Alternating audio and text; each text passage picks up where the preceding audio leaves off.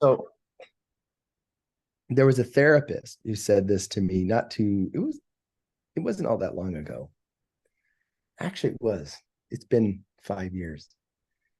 And he says, JP, he goes, none of this has to be true. None of it. And I walked out of there going, that is probably the most profound thing that I've heard from a therapist, is that none of this has to be true. And really what that meant to me is that I could really truly decide what my truth is going forward. Like who am I going to be? Yeah. Rather than wallowing in trying to normalize what can't be normalized. Right. Trying to Yeah, fix it's it. kind of like what you talked about earlier when you said, okay, this is taking up 75% of your mental space, and you can just make it bigger. Like you can, it's a little bit like a scarcity mindset versus an abundance mindset. Things can get so different from what it is that you can't even recognize this situation or these feelings anymore. And I think that can be really empowering. Yeah. I was telling somebody over the weekend that one of the problems we face with any conflict oftentimes boils down to how we think about the problem. Yeah. And um, we can think about it in terms of our anger and sense of disenfranchisement or bitterness, from that angle. And that's a problem. Like, for coming at a problem with that fueling our agenda, it never ends well. Like what we didn't get, what we deserve, you know, like what do we deserve? Let's define that. Think about it. Like what you feel like you deserve something. What is that? Versus trying to break it down to its components, what they are and what we have control over and what we don't have control over.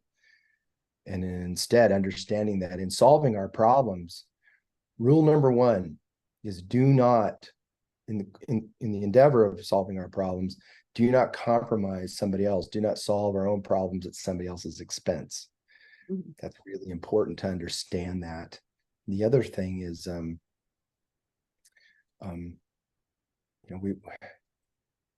we don't want to solve our own problems or solve a problem as a means to elevating ourselves falsely, in a way. Sometimes solving problems just happens privately. Ah, that's a good way to put it. It happens privately, maybe Can and amongst. should, maybe, even though you said we shouldn't say the word should. Yeah. Well, I just invite people to consider, hey, is this a better problem to solve kind of privately? Does it need to be something other than privately solved, is a good way to put it. Right. Instead of blaming somebody, or Yeah. like, okay, when we say, all right, that person's a sociopath, all right, good, now what? Yeah. That didn't change anything. That label in and of itself. You can call somebody an asshole, all right, that's a good, when you hear that, when you hear somebody, one of your friends, whatever, says that about somebody else, ask them, what do you mean by that? Where does that come from? Yeah, They're an ask the asshole. question. Yeah. They're an asshole because, because finish the sentence, Yeah. Because they because wouldn't lend you $100,000 or, yeah, Yeah. there's countless opportunities for that, where we can ask, okay, why did this person, there's prenuptial agreements, right? This is something I think about a lot. And I'm like, okay, I understand marriage, at least, I failed at that spectacularly. Um, I remember somebody once said to me, he goes, well, you're not one to give advice on marriage. And I said, no, I disagree. I think I'm really good because I know where I went wrong. And I know that I'm not unique. I'm like any man in that sense. Like we all deal with the same struggles. And I do have the insight to help you get past that because it will happen. It happens. It happens. So, and some men it's an affair, right? It's that kind of a thing that goes on. And I've known the most perfect. I knew a church pastor, great guy, right? Great family, had an affair, Yeah. you know, and he didn't do anything against the law. It wasn't against the law. Did he betray people? Yeah. Betrayal is like one of the worst things one can do. It's like there's this old saying, like there's a special place in hell for people who betray. Yeah. It's a special, it's a deep hurt. So I think the real thing is don't ever betray anybody. Just don't do that. So I think when it comes to prenuptial agreements, that is in a lot of ways, a device that can facilitate a healthy marriage. I Because agree. As an it, attorney and right? as somebody who's been in relationships, it's kind of like what we said. It's like a relationship contract where like people, I think, in not asking questions, sometimes they're trying to lean into this idea that just one thing led to another and that they're not making choices, the other person's not making choices. And I think it can kind of make it seem like fate is the thing in charge, like something's a fait accompli, and that can kind of soothe people's sense of fear about the uncertainty of future events, and I get it. Uncertainty sucks, and we always want to make sure that we're gonna be happy and healthy or what cared for, but the truth is we can't ensure that. So That I think it's just better prenuptial will to bring, acknowledge reality, which is, reality is some of these things have to be kind of dealt with now. Like the future can be way different than we think it's going to be. And so we just have to kind of plan for it now, the different like things that could. what's in the prenuptial. That's what it boils. It's the prenuptial isn't the problem. Yeah. It's what's That's a in good it. way to put it. Okay. Yes. So if somebody asks for a prenuptial, I think the best response is sure, that's okay. What's in it? Yeah, exactly. What what is in it? Because why that tells you the why. Like Hmm. like there's that old saying, if you ever want to wonder why somebody does anything, just look at the results, and from that you can infer the reasoning. Hmm. So why? Okay, what's in the prenup? So if the prenup just says at the end, if we decide to split up, this is what I'm willing to do. It might look fair. Yeah. I mean, I have like personally looked at a bunch that are fair. It's like, well, this makes all the sense in the world. They have prior children, children from a prior marriage. They need to like, whatever, care for the ailing, whoever, parent or something. It's like, yeah, of course, this person wants to make sure that they take care of their obligations. Yep. And it might reveal things that, well, that's a deal breaker. Yeah. And it's better then than later. Yes, better than later. It's like, holy, so yeah, don't be mad that maybe your significant other, not you and me per se, but Hmm. anybody is listening, I would never be mad don't be at a upset. prenup. Yeah, don't be mad that somebody brings up a prenup, but rather just be to the point. Okay, let's talk about that. What's going to be in it? Mhm. And even if there is no prenup, you're doing anything. You're like getting a dog together. You're getting a house together. You're whatever. You're starting a relationship. Let's talk logistics. That is such a good good It way to makes start a very healthy conversation. marriages are tough. Most, like we all know, most of them fail, and there's reasons why. I won't, like, that's a conversation for another day. But it's not like in prehistoric times where we depended on each other for survival. That was kind of the basis of the union, like Mhm. we depend on each other and we provide each other with specific needs. And it's like, without you, I can't survive. That isn't in today's world anymore. Right. There's a song, I forget what it's called, I forget what its name. I'm kind of a big fan of the 1975, and I forget how the words go, but it says it. I don't want to be alone. I don't. Oh, I'll think of it later. I can't. Mhm. We're never alone. It goes, we're never alone.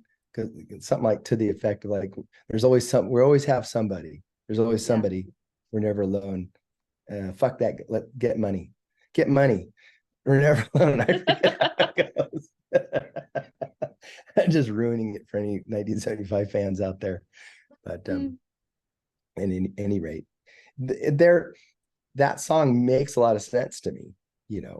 Like marriage is a wonderful thing, but gosh, you know, yeah, the poor kids. I'm getting off track here, you know, Mhm.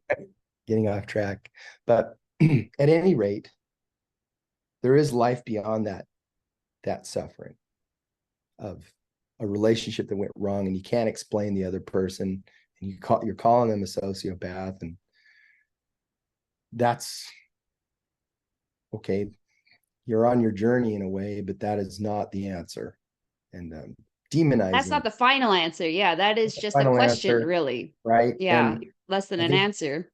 what I came away with ultimately is that there are all kinds of bad people in the world, and some of them happen to be psychopaths, but not all psychopaths are inherently bad people. And there's nothing inherently wrong with being a psychopath Or being in a relationship with a psychopath, or like being in they a actually relation. can work. And if people want to chat me about this, just contact me. I'm interested. Yeah, that's exactly right. I think that's very true. I don't think the relationship I was in would have flourished on any level. But like I said, knowing what I know now, of having some awareness that there are varying degrees of psychological capacity. Mhm. And some of those are labeled as sociopathic or psychopathic. Understanding that some of us might have cognitive blocks greatly improves how I move about in my world and the quality of my life with other people. Because some of us just struggle with trying to understand each other. And that goes without saying, but at least on that level, at least understanding this is that some people have cognitive blocks, and being able to respond and like be able to change the game, or at least change up the questions so that we can get on track, or find some kind of, okay, we're not able to get past this point, but we're going to find a union down the road if I just ask this question. Because if somebody else has an agenda, they have an agenda. That's different. I'm not talking about that. I'm just talking about a disagreement where we just flat out don't understand each other. Yeah. Okay. And that was me. Like you said a while back, there was the meeting of two totally different minds and how they process information. And that's like a very rational way of looking at it. It's like that is we do have different filters. And I would, at least if somebody talks to me about a psychopath or a sociopath, I'm going to stop them. I have on occasion. If I hear the word, I stop them. I go, you can't use that word, at least around me, in the sense that you're invoking it. You're using it as a pejorative, and that's not really fair. You know, it's the same thing as calling somebody a cripple who's crippled. Yeah. Thank you for this, JP Morgan. It is, but I don't want people who are hurt by sociopathic behavior to demonize me, and I'm not apologizing for that. There's nothing, you know, it's wrong to be hurt. It's wrong for somebody to hurt another person. Okay, that has to be addressed. But the solution is not in demonizing somebody by the use of those words, of those labels. Yeah. Okay. Okay. That That's not an accurate assessment. There's psychopaths or sociopaths. And the thing is some of them are bad, just like there's neurotypical people who are just flat out like driven by rage and do horrible things, kill people Yeah. or rage, So that's my jam. Yeah, and thank you. Well, and also this, let's say you are in a relationship with a psychopath, maybe not a romantic one, there is family relationship or a business relationship or, like some other, they're your HOA president or whatever, Oh, like they're kind of like in a way they're like the fat lady in the gym. They can't change who they are in this moment. But also, I think it shortchanges them to think that they can't change at all. They can change. And if they are willing to change and you are willing to kind of be there for them, that's something that actually can work. So when sometimes people say things like, oh, a relationship with a psychopath, that can't work, then I say, well, sometimes it can't work because they're not willing to make it work. They're not willing to try to do things differently or think differently to make it work. But sometimes they are. Sometimes they really are the fat lady at the gym, and they'll be perfectly fine as long as you're willing to kind of understand that they have limitations in that moment, but they're working on it. I think that's just it. I remember telling a student, you have to meet me halfway. Like, okay, you're gonna learn how to do this. You got to try. Not Yeah. everybody's going to try. Not everybody's aware of the effort that's required in order to get from here to there. But I can always say, um, look, you would greatly benefit from specific tools. And I have a way of introducing you to those tools. And they would help you do this and accomplish that. Are you interested in entertaining that conversation with me? And then you can tell me where I'm wrong, you Yeah. know.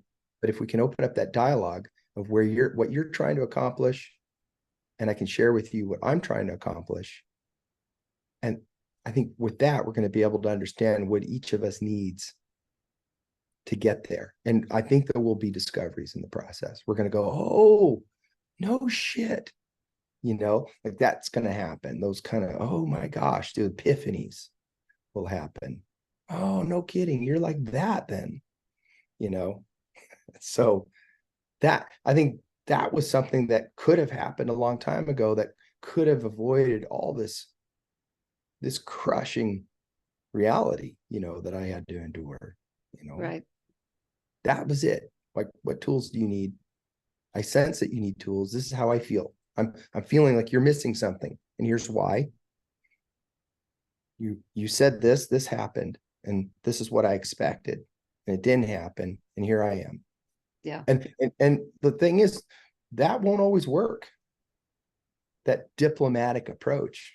Yeah. It may Especially if they're not not self-aware, they're not willing to be honest, that might not work. might not work. They're going to be pissed and walk away. Yeah. And so don't expect it to work perfectly. But I do know that, gosh, had I known right now that, okay, this is like a very predictable pattern that I'm experiencing, the idealization, the devaluation, the discard, I could have hijacked that and at least gotten myself out of that mess and Yes. salvaged, what was there. And I wouldn't be here telling this story, you Yeah, know, exactly. it would. You would have escape hatched out, or it would have, like been a stable relationship, but just not that intense, or, it would have been, just friends or just colleagues or just people that can see each other and be nice to each other at the gym, or, It, like it could have yeah, been something fine. Yeah. she Yeah. would have moved on to somebody else right Right. away, you know. And as I found out, I was not I wasn't I was far from the first in that gym. So this was like a normal thing. Nobody Mhm. said anything to me Yeah. about it. I don't blame them, but what are you gonna say? Yeah. What are you gonna say? Hey man, watch out. Yeah. Like, come on. That does, like, Mhm. we're all adults. So but I could have, I could have avoided the whole thing. So yeah, the where I get to train today, there's every bit as much that kind of potential in that environment, but it's highly frowned upon. Like no, don't. This doesn't end well for doesn't end well for anybody. And Yeah. here's why: because when you leave, and that's what happens, then we all lose. This is your family.